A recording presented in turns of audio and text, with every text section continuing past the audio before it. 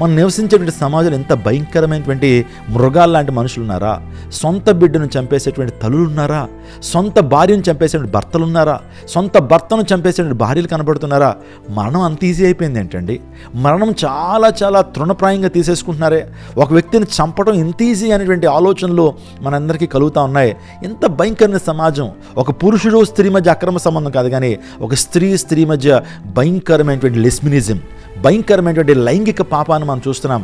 ఆ పాపానికి పిల్లలు అడ్డొస్తున్నారని, వాళ్ళిద్దరి మధ్య ఆ రిలేషన్షిప్ ఎక్కడ స్ట్రెయిన్ అవుతుందనే ఉద్దేశంతో బిడ్డను చంపేసి, నా బిడ్డల కంటే నువ్వే ఎక్కువ, ఇంకెప్పుడు ఈ డీపీ పెట్టుకోను, చూడు నిన్ను ఎంతగా ప్రేమిస్తున్నానో, నా బిడ్డను చంపేంత ప్రేమను నేను కనుపరుస్తున్నానని ఆ తల్లి ప్రూవ్ చేసేటప్పటికీ సభ్య సమాజం తలదించుకుంటా ఉన్నారు. ఈరోజున సమాజం ఎటు వెళ్ళిపోతా ఉంది. ఒక మాట చెప్పిన, యేసుక్రీస్తు ప్రభు రాకడ దినాలు ఎలాంటివి జరుగుతాయని ముందే చెప్పడం జరిగిందండి. అక్రమం విస్తరిస్తుందట, మనుషులు వాయు వరుస జీవితాన్ని విడిచిపెట్టేస్తారట, మనుషులు భయంకరంగా జంతువులతో లైంగిక పాపాన్ని చేయటం, ఇంకా భయంకరమైన కార్యాలు చేయటం అంత్య దినాల్లో జరుగుతాయి, కడవరి దినాల్లో జరుగుతాయని ప్రభు లేఖనాలు, ఈ దేవుని లేఖనాలు స్పష్టంగా తెలియజేసిన రీతిలోనే అంత్య దినాలు ఎలాంటి భయంకరమైన కార్యాలు జరుగుతున్నాయి.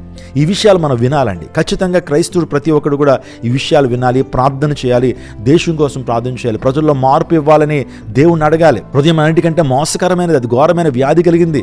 ఎవరైనా గ్రహించగలుగుతారా? ఆ తల్లి తన బిడ్డను చంపేసిందని ఎవరైనా ఊహించగలుగుతారా? ఏ టైంలో ఏ స్వభావం మనిషి హృదయంలో వస్తుందో తెలియదండి. మనిషి హృదయంలో ఎటువంటి భయంకరమైనటువంటి స్వభావం వస్తుందో మనిషి గెస్ చేయలేడు. హృదయం అన్నిటికంటే మోసకరమైనది, అది ఘోరమైన వ్యాధి కలిగింది.